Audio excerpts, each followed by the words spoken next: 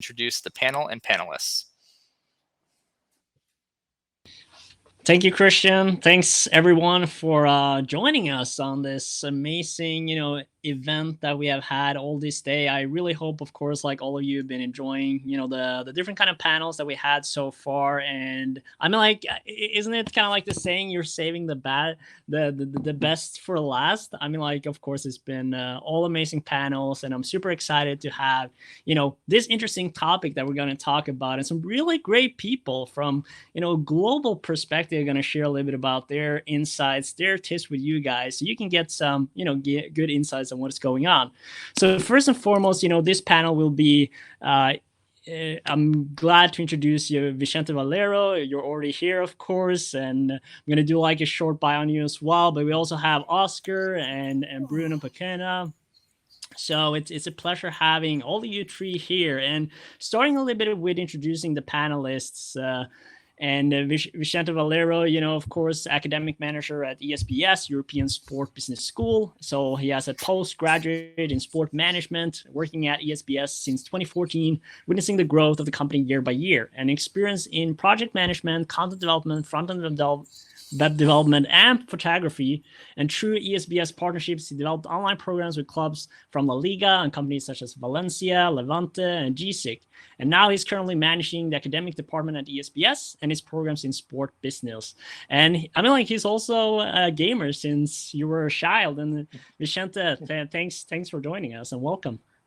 Thank you, Ole. It's a pleasure to be here today. Thank you for the invitation. Also, it's a pleasure to share this panel with Bruno and Oscar. It's amazing to be here with you guys. And that's true. I mean, I've been a gamer since I was a child, since the Mega Drive, Master System, consoles. So it's a pleasure to be here. Thank you for the invitation, and waiting for this to start. Yeah. Awesome. And going over to Oscar as well, my Norwegian, comrade and my friend, he's the head of eFootball and gaming at the Football Association of Norway. He worked with the Football Association since January 2020 and with eFootball since September 2020. And he has graduated with a Bachelor in Sport Management from Molde University College and has previously worked for Stabæk. And Oscar, welcome to the panel. How are you? Thank you very much for welcoming me. And it's very good to be here and talking about eSport, and it's been a pleasure to see the other panels as well. And I'm looking forward to taking part of this conversation with Vincent and Bruno, and also you, Ole Marting. Awesome. It's going to be a lot of fun. And of course, finally, Bruno Pequeno, DreamHack's manager. He's been passionate about games since his childhood. He's a games critic, esports team manager, and acts as a game publisher in Brazil. He has a bachelor degree in game design and prized in some game tournaments. Works with esports for over 4 years at game publishers with some achievements as Point Blank World Challenge 2018 Realization and much, much more. And Bruno, it's a pleasure having you here as well. And we're excited to dig into everything that is going on. Hi everyone. Greetings, everyone. Oscar, Vincent, Ole, and the audience. It's a great honor to be here and with the chance to talk about esports with you all game fans and sports, normal sports and esports enthusiasts. And let's do this great conversation. Let's do it. I mean, like, Bruno, I'm gonna start with you. First and foremost here, and I was thinking, like, what are some of the key upcoming roles in the Brazilian esports market, and what has been sort of like a key priority where the industry is right now? Okay, so the esports industry and market is going pretty well in Brazil, and as you all know, the pandemics helped a lot. Because as we know, the esports ecosystem needs a lot of the community and players playing a game. So besides that, this amplified numbers of people playing in the pandemics, we on the esports media, we had to do a step back because we could not do the presential and the present esports events or championships. So we must keep at the online transmissions. So, but I guess for the next steps, Brazil is going to present lots of other championships on the next year. I guess with the pandemics going low and the numbers are dropping, when we will have the end of the pandemics, I guess, and I hope for the next year, we are going to have more present, so more socialized events in Brazil.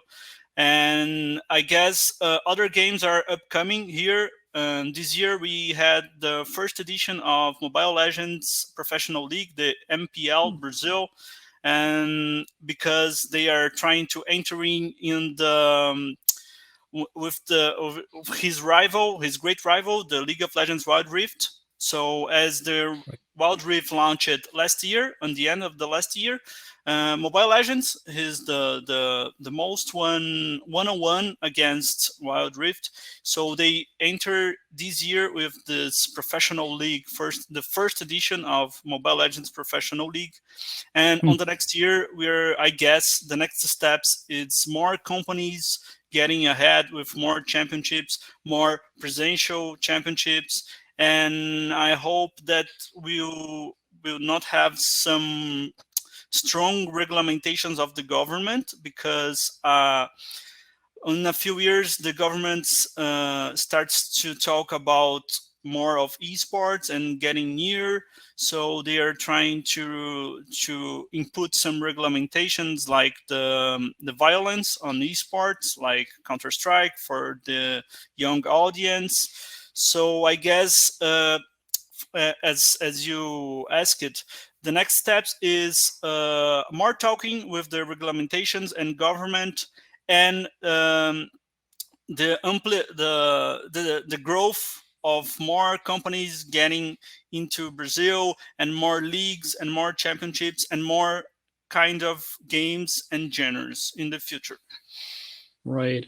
No, I think it makes a lot of sense. And of course, just looking at the mobile market, right, which is, we're going like exponentially. So I think, like, as you were saying, like, okay, this is going to be a very key, market in Brazil moving forward with professional sort of like, mobile games. And I wanted to go a little bit over to Oscar now, because obviously, Bruno was talking a little bit about sort of regulations, and obviously, as representing a federation, one of the biggest federations as well in Norway. So I'm just kind of like curious how you guys are working on educating, sort of like the young players about eFootball, and sort of like getting that accessible for everyone, because there's a lot of regulations and requirements that has to be be controlled in order to make that happen.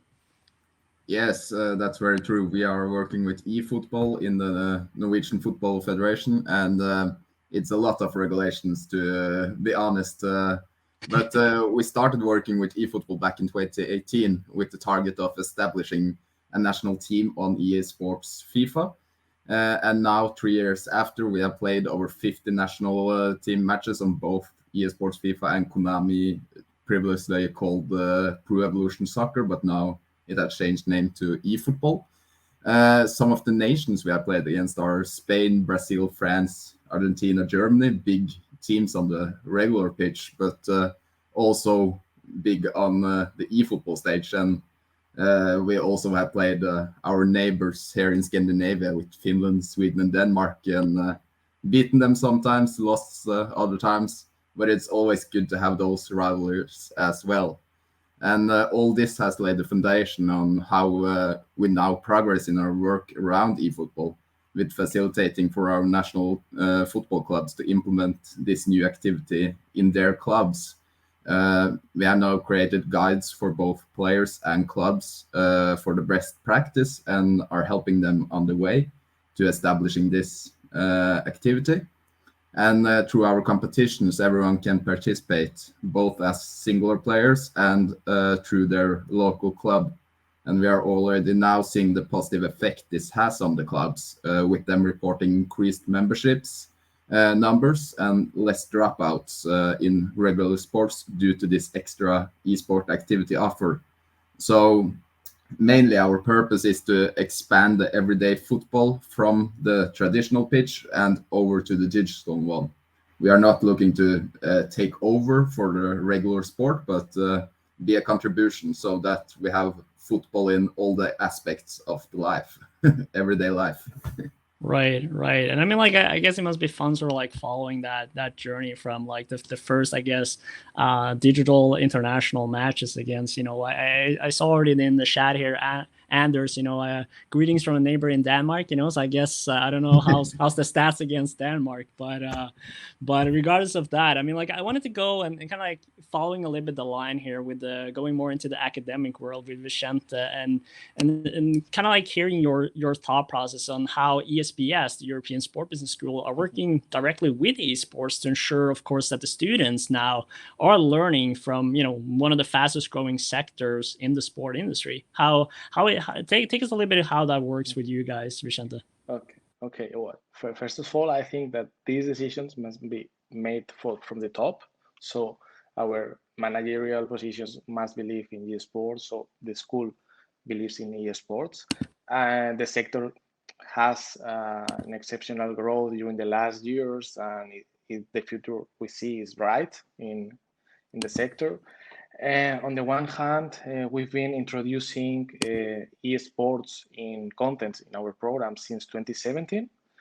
These contents, we taught our students to learn more about the sector, the stakeholders, how esports is being organized.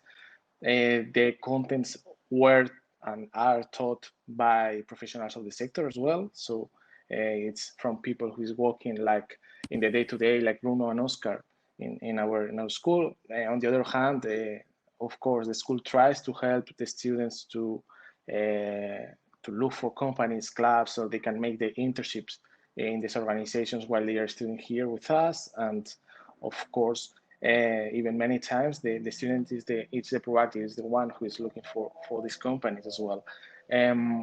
What we are seeing each year is that there's more interest in the sector, not only in contents or internships, but also in students which they are working in their final projects in our programs regarding to projects related to esports. So I think that's a way that the school can help the industry. We can train students so they can be part of the industry in the near future. Right. And I mean, like, it sort of like puts down that sort of like foundation and benchmark of like, again, exploring the opportunity. And as an academic institution as well, working so closely with sports, you sort of like have to be on top of, okay, what is happening in the industry, right? And making sure that the students know these sectors and are being, okay, if this is an option, then that also becomes attractive, from a perspective of obtaining new students, right, that are passionate about esports and seeing like, okay, there's a school here that can open also these doors. And I wanted to go a little bit into and obviously this is more like questions for everyone here, and I wanted to touch a little bit into like in your respective country. Obviously, we have Brazil, we have Spain, and we have Norway, right? So it's 3 different markets, 3 different countries. And how do you foresee the growth of job opportunities in the esports market in your respective country? And where will the doors sort of like open the fastest? Like, is it for teams? Is it services? Like, what have you seen so far? And I wanted to start a little bit with Bruno. Like, what are some of the, opportunities you've seen in Brazil coming up right now and that is sort of like been emphasized? So I guess with the market getting warm, the most more and more opportunities are coming. So acting as a manager of an esports team, I see on the in front of me all the roles that we must go search for. So for this year, we're starting to build our gaming house. So a house for the cyber athletes, as we call the professional players, that are cyber athletes. They start residing in the routes and pass all the time there together as a normal sports team federations. So in this game house, they start to live with each other. So we get some conflicts on the psychological conflicts and problems.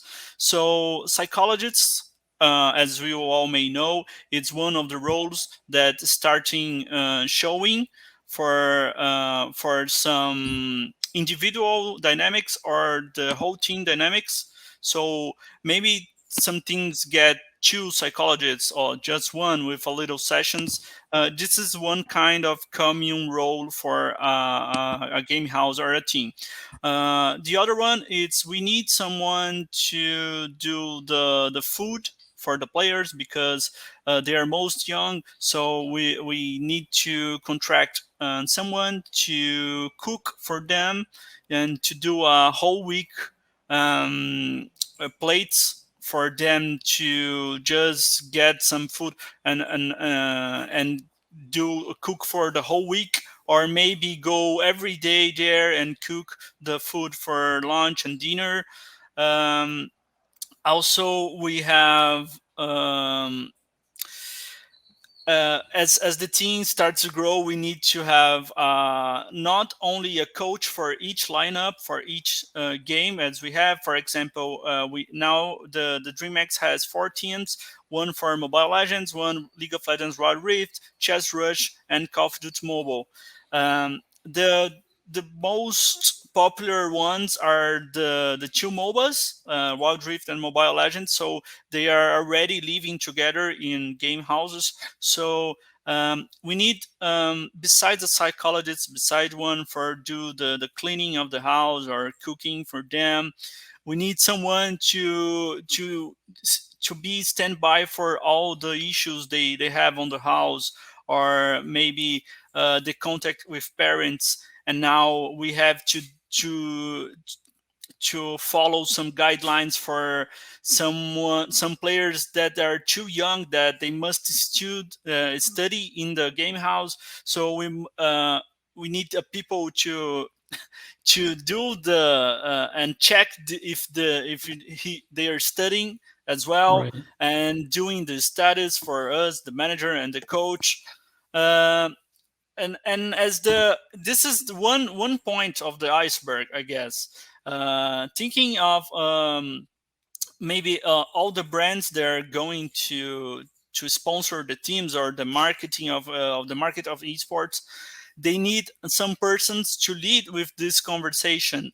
So account managers for that, and assistants for these account managers as the demands are getting higher. We have some places and gyms and places to do the esports event. So we need to more arenas and more gyms and more game offices. As the market of esports keeps growing, we have explosion of opportunities and new jobs, and Right. fighting against the job issues in the country. It's a great thing. It's I guess it's a little bit of this way. So I will pass for the others because No, I think it's I really will keep interesting, talking. right? Yeah, I mean, like it's really interesting to kind of like hearing now, like sort of like again, like the different countries, right, and markets, and how you prioritize. And obviously, you're wearing your esport team hat, and I wanted to guide that over to Oscar because you talk a little about the guidelines and sort of like the frameworks that you guys been building the last few years, for other sports teams, football clubs, in Norway, to sort of like here's way where you can get involved in the esports world and eFootball world specifically.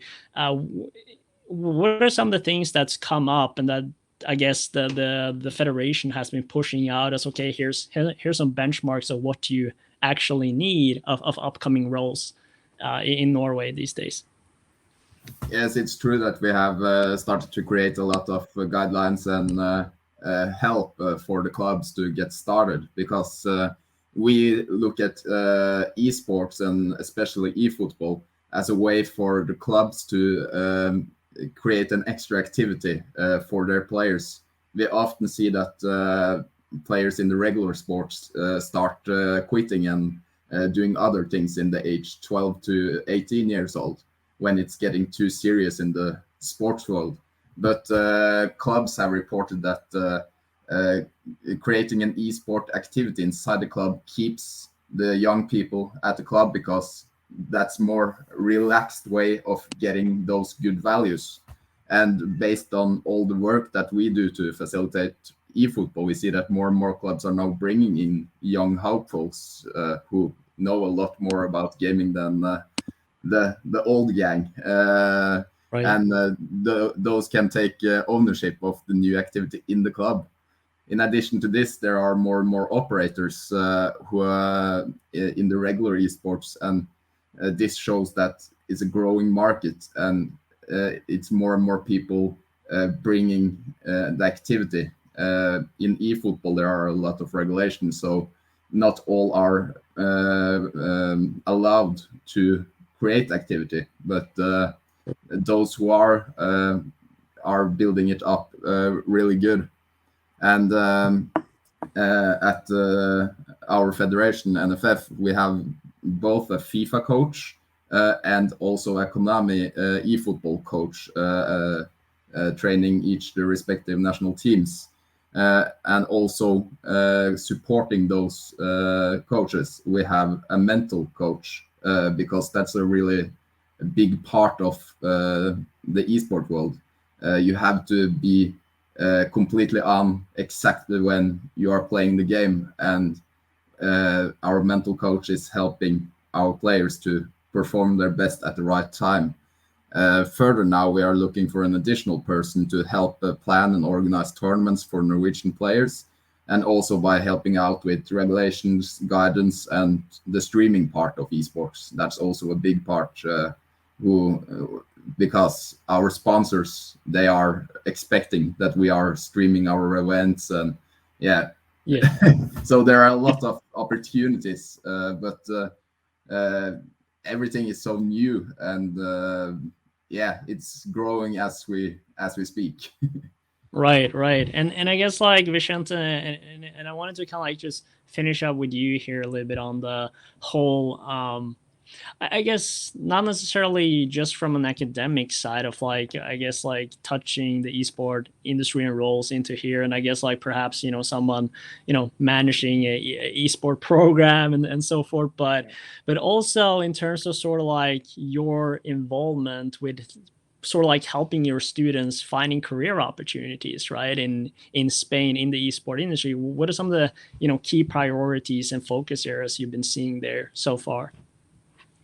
Okay, well, I think that's the most important initiative. First of all, is to show our students that ESVS believes in esports.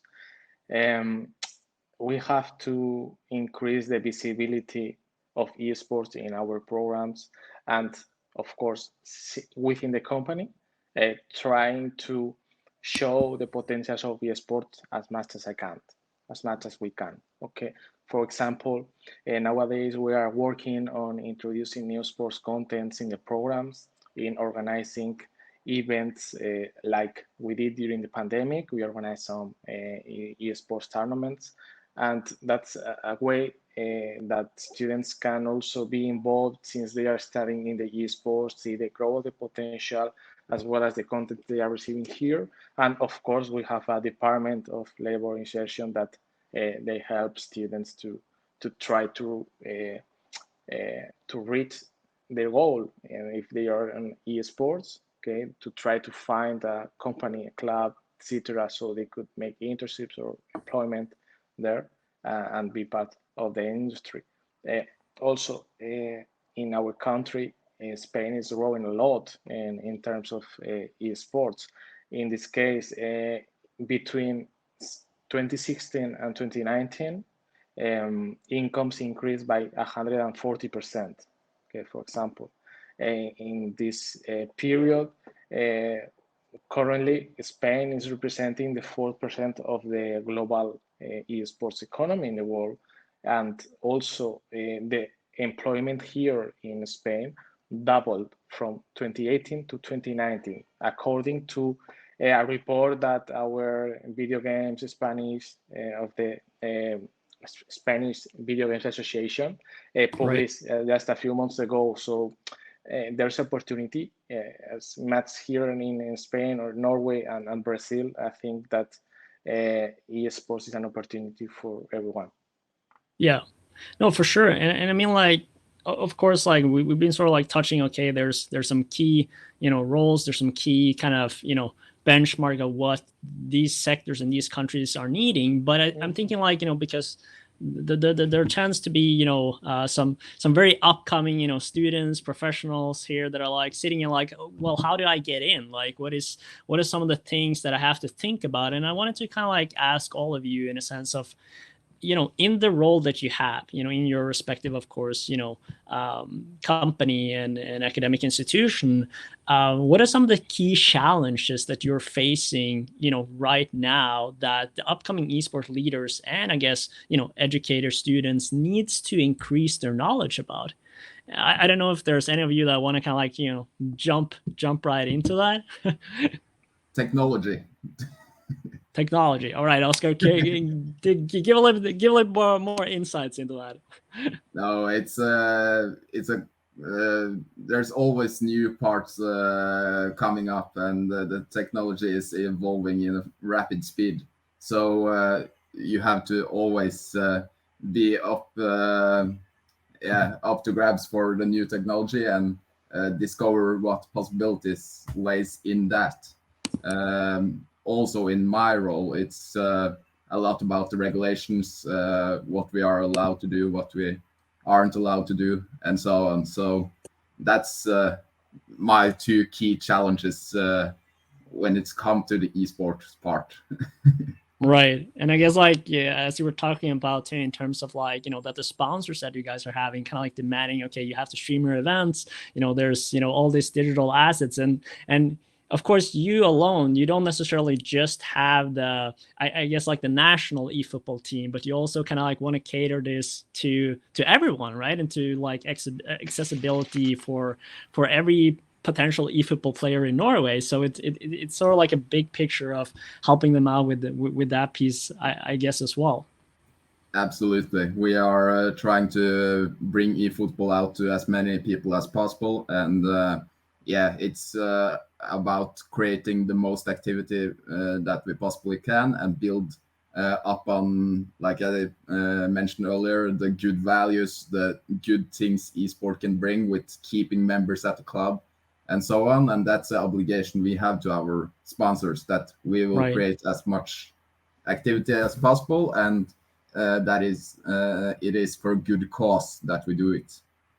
Right. And Bruno, I don't know if you want to add a little bit on to if there's something else, or you want to like build upon the technology side of things. I guess for my role and DreamX, the most challenges we are having, it's not from technology, because we came from the gaming, etc. So for us, it's the upside. The upside. It's some human resources, some KPIs and metrics for headhunting cyber athletes. So nowadays we are thinking how you analyze a good player, a good esports player. So you have lots of genres. So you have FPS, you have MOBA. So how can we do some KPIs or metrics, some good metrics to evaluate a player, an esports player, because thinking of shooters, you can't just take his KDA, it's kill deaths and assistance numbers. I don't know if you can't just simply took the KDA. How is this cyber athlete goes? How is the he's a good person to live with the other players? How his emotional how his emotional in the emotional challenges as we take a presential championship. So he can control his adrenaline, and he can control his toxic behavior or rage behavior. And what is the whole thing you can evaluate as an esports player? And I guess other challenge in the human resources is how you can evaluate the coach, if they are doing a good job or not, because sometimes you take some good players from other teams and try to customize another lineup. So I take one player for that team and two players for that one, and now how you build the synergy, in-game synergy for this team. And offshore, this is the coach job, but how can we evaluate the coach job? How is the metrics for them? So this is a little bit, we are creating these challenges. And another challenge is for the corporative way. We need to expand our creativity for some new media roles and metrics and KPIs for ROI for our sponsors. So how can we expand the visibility of our sponsors, the new things we can do? For example, at Remax, we are thinking for one of our sponsors is AKI Investments, and some of our players were talking with us. They have some challenges to control their salaries, their money. So as we talk with the CEO of the team for our sponsor and with sponsor, maybe AKI Investments as a sponsor of us, maybe they can send one time per week one person of the company to teach them economy about and create some content about that, some videos about teaching the players how to control their money. So we are constantly thinking of creativities to ROI for our sponsors, in this country. And this is this is some of our challenges at Remax. I mean, like it's a lot as well. And you were talking a lot about like sort of the player evaluation, right? And there's a lot more to look at besides like someone's KD, right? And sort of like their performance in game. I assume like, any professional athlete, in a sense, whether that's esports or traditional sports, it's about decision making, right? And sort of like making the right kind of decisions in game at when you're playing. And Vicente, from your side, sort of like a challenge of very briefly, I guess, in a sense, just from an educational standpoint of like getting esports now into the into the educational sectors, because they tend to be a little bit slow on some things. Actually, well, by one side I agree with Oscar and Bruno about technology and human resources. We have to work with our students, so their mindset is the one to keep learning every day, and that's one of the keys. As for example, in other jobs like developers, etc., they are doing this every day, so they are not in the past. We have to do the same. Human resources as well. Talent acquisition, it's something that eSports, we detected that should be an opportunity next year. And from our institution, to be brief, Ole, in this case, our paper in the end, it's listen what Bruno, Oscar, and their homologues in other companies needs, because that's our purpose. Our purpose is to train people that in the end could work with them or for other esports companies. So what we need is to listen the needs of the market, of the companies, of the clubs. So that's our role there. Awesome. I have to go over now to sort of like the Q&A session here. And I mean, like there's definitely one question here that Michael asked, and it has like 7 upvotes. So like I think everyone is just like, ask this question. We have to we have to get the answers. And I guess it is a very interesting question. It's a very important question too. And it's obviously for those that are recently graduating now, that are looking into a career in esports. Could you give some advice on how they would be able to break into the esport industry, since the majority of positions tends to be management positions and roles, which demands a lot more experience. And Oscar, you kind of went very fast into the esport world from your education as well. So I wanted to kind of if you could bring just a little bit of short story on what kind of advice you see, and sort of I guess in a sense with what Norway is coming up with here in terms of helping the clubs. What are some ways where they can activate themselves to have a better chance to entering the esport and e-football market in this sense? Yes, I had no experience with esports when I first stepped a foot into this landscape, but that was in a management position. Also, we are people who are coming into the esport world need to have a lot of knowledge, not just about the game itself, but also, like I mentioned earlier, the technical parts of it, because that's a big deal when you are streaming an event, you are organizing tournaments, you are scouting play, like Bruno said. Everything like that don't necessarily come for free. You have to get extra knowledge in addition to what you have learned in your studies and so on. So it's about trying to what can you say, take a risk and learn about difficult parts of it. Like myself, right. I didn't know anything about streaming, for example, and I'm still not a pro, but I have learned a lot, and that could have helped me to come inside an esport organization as a helping to stream events.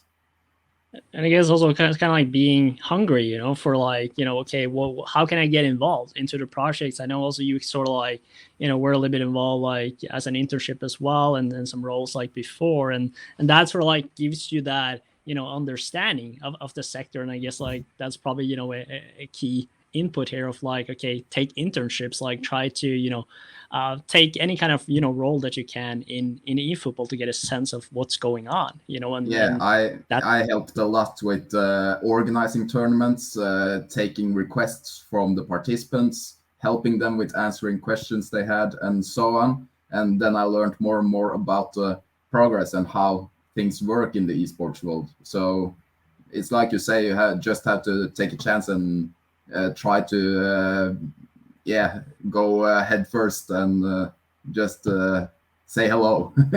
right very, very direct. Just go there to say hello, get stuff done. Bruno, your 2 cents here on this. I guess it's as you said, be hungry for it. So I agree with that. Always be salty, as the old philosophy. Be salty, because the horses lick a cube of salt, because if they don't, they will not drink water. So go ahead through the sports knowledgement and be hungry to feed yourself with everything you can about the market or about the product, the esports. And also the core you want to know about it. So this is the core is esports, but what are the other layers involving the esports? So go through step by step, go getting knowledge of everything that involves the ecosystem of the esports. So the esports starts with the game. The game market. It's esports. It's nothing but a layer of game or gaming.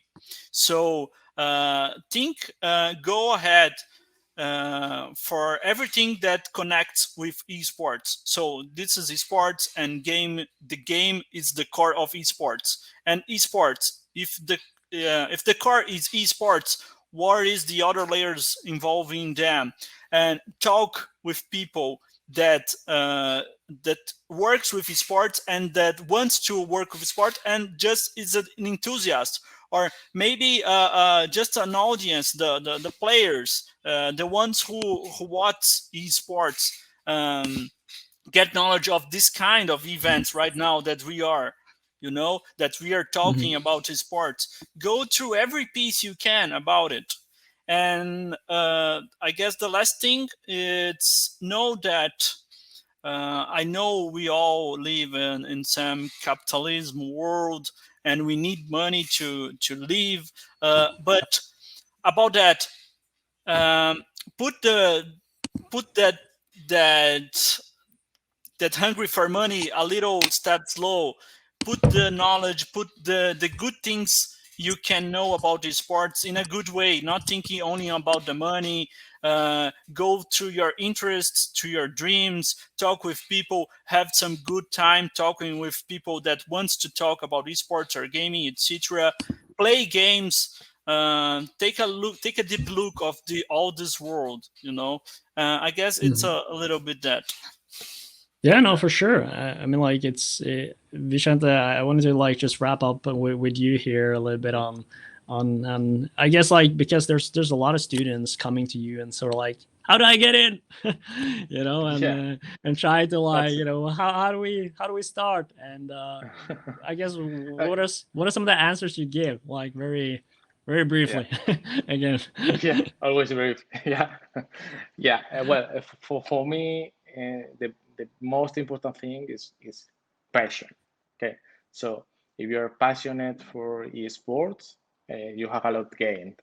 And in the other hand, passion could be the easiest way to enter into the industry, but you have to complement that with other things more complicated. And for that, what I do recommend for students or for anybody who wants to be part of this industry, it's that they take time to reflect on themselves, so they can analyze what are their strongest points. So right. For example, I am passionate about esports. I am a gamer. I play, for example, eFootball. I'm creative. I am a person who is good with people, and I do like marketing, for example. No, okay, those are my strongest points. Well, then if I want to work in the esports industry, I might have the chance to work into a marketing department of a esports company or on a partner as well. Right. We could try to work into sponsorship as well. What I think is that a lot of clubs, a lot of companies, and when they are making this partnership, okay, it's more like the club, it's responsible for the activation of this sponsorship, but this company, which is the one that pays a lot of money to be partner of the company, doesn't have a specific person to activate these sponsorships. So, for example, that could be one of the opportunities here. Well, yeah, I think it's a really good advice and a great way to wrap up this panel as well. And I want to just finish up with some things here, because I think it is important for all of you that have been listening here, and not only to this panel but the entire event. And maybe you've seen some pieces and you're like, oh, I want to know more about that, or I think that's interesting. I mean, like, you have now seen 4 times 4 people, like like up to 20, 25 different kind of people in the esports sector, in a certain capacity, whether that's from, a team, whether that's from streamers, eFootball federations, like different kind of sectors here.